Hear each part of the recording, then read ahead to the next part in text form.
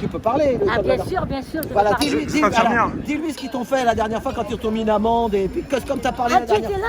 Non, moi je t'ai vu sur, sur une vidéo Ah, et oui, je d'accord. savais avec ton masque c'était toi. Eh ben oui, merci. Vas-y. Écoutez mes amis, bonsoir, bonjour, de vous retrouver, ce qui s'est passé ce jour-là, c'est que... Quel jour? Eh ben c'était le 4, c'était quand? Le premier jour de la manif auprès de l'hôpital de Bray. Ah, c'était devant Robert Debré? C'est ça, c'était là. Après le déconfinement? Exactement, tout de suite première après. manifestation du jeudi. Exactement, c'était celle-ci. Alors? Et donc, Donne ton prénom aussi. Oui, votre prénom, s'il vous plaît. Fifi, je m'appelle voilà, c'est Fifi. ça. Et vous travaillez où?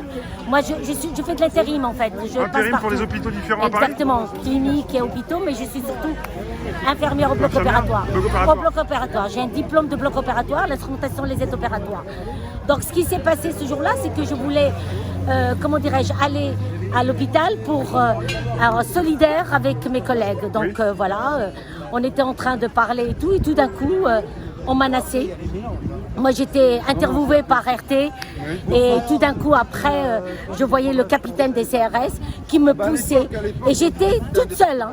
Et après, on me met une amende de 135 parce que j'étais avec plus de 10 personnes. Donc j'ai dit non, je ne peux pas, l'amende elle n'est pas justifiée, donc je n'ai pas à payer cette amende. Et j'ai dit que le commandant, c'est lui qui m'a menacé parce que moi j'étais à l'extérieur de tout le monde. C'était à quelle heure? Ça a commencé vers 13h? C'était 13h30. 13h30 au début, et puis moi, on est parti de là-bas 16h, 16h30. Oui. Et donc, j'étais la dernière à dire que je ne pouvais pas et j'ai pas à payer cette amende. Ils voulaient absolument que je donne une carte d'identité, et ben j'ai refusé. Le fait que j'ai refusé, je leur ai dit écoutez, moi, je vous donne rien, vous m'emmenez au poste et je parlerai aux policiers ou à l'officier ou surtout peut-être au juge. Mais je ne veux pas donner, c'est-à-dire ma carte d'identité pour payer une amende qui n'était illégale, injustifiée et faussement, comment dirais-je, c'est une manipulation, c'est pas pour éviter la dissociation, c'est-à-dire pour éviter, c'est pour mettre la dissociation sociale, non. C'est seulement pour avoir de l'argent et puis mettre encore les situations en difficulté, financières et tout. Donc moi, en refusant, eh ben, il m'a placardé, il m'a plaqué au mur et il a ouvert mon sac, le commandant. Et il n'avait pas le droit de le faire. Oui. Donc, comme ça, ben, j'ai rien fait parce que ma collègue, on l'a frappé.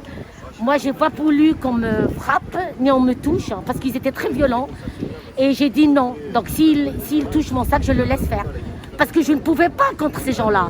Attention, ils sont armés, ils sont forts, ils sont bien entraînés. Moi, je suis regardée 1m54. Je suis désolée, je ne peux rien faire contre 1000 personnes devant vous. Donc, j'ai laissé faire. Il n'avait pas le droit de toucher mon sac, il n'avait pas le droit de mettre sa main dans mon sac, il n'avait pas le droit de retirer ma carte d'identité et de la trouver et et la donner à une personne pour qu'elle puisse me verbaliser. Voilà. Donc, ce que je vois, c'est que la violence policière, elle est là. Hein, il ne faut pas la nier. La violence policière, elle est là depuis le 17 novembre 2018 avec un ministre qui s'appelle Castaner et qui a mutilé, qui a donné des ordres à des préfets de tuer les gens et de les mutiler. On n'est pas dans une guerre. La France, les citoyens français ne sont pas des ennemis de la République et de la police républicaine. Il faut qu'ils le sachent, les gens. On est dans un pays où on conteste cette politique économique, sociale, et on ne veut plus de cette politique oligarche. Et ça, ils ne l'ont pas compris. Et donc, qu'est-ce qu'il fallait faire? En fait, ce gouvernement, pour casser ces manifestations et pour que les gens ne puissent plus dire leurs droits et qu'on voit que nos droits sont bafoués, eh ben, il faut qu'ils nous envoient des policiers armés comme moi ce jour-là, le 16 mai 2018, quand on était aux Champs-Élysées, moi j'ai cru que j'étais au Liban. Au Liban, on était en guerre. Le 16 mars, le 16 mars. 16 mars, bien sûr, on était en guerre. Et moi j'étais, pétrifiée par rapport à mon statut en tant que citoyenne française. Je me dis que la police, si elle est républicaine, elle aurait dû jamais faire ce qu'elle a fait.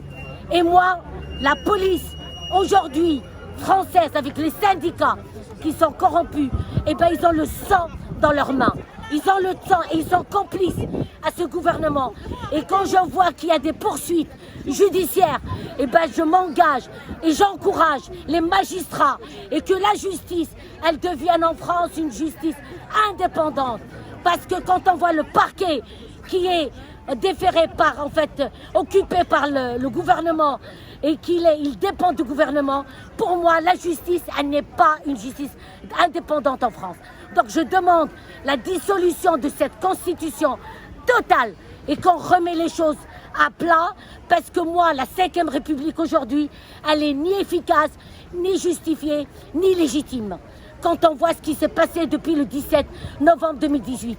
Et ce que je voudrais dire aussi, c'est qu'avec cette crise sanitaire, quand on voit qu'on a trié des gens, quand on voit qu'on a, on a tué, on a donné des médicaments pour qu'on puisse tuer des gens parce qu'on n'a pas de places de réanimation, quand on a vu qu'en fait que le Covid, que le masque n'est pas nécessaire, quand on entend des politiciens qui disent le masque n'est pas nécessaire, qu'on n'a pas confiné les gens, qu'on n'a pas arrêté les frontières comme les gens, qu'on n'a pas dépisté, dépistage, quand on voit que le dépistage n'a pas donné à tout le monde et qu'on a envoyé des médecins, des soignants rentrer dans des EHPAD et ces EHPAD, ils ont tué des seniors et qu'après pour les soigner, on n'a pas pu les soigner et quand on n'a pas les conditions, quand on met un sac poubelle pour se protéger, je trouve que c'est une honte auprès de ce pays qui se dit 6e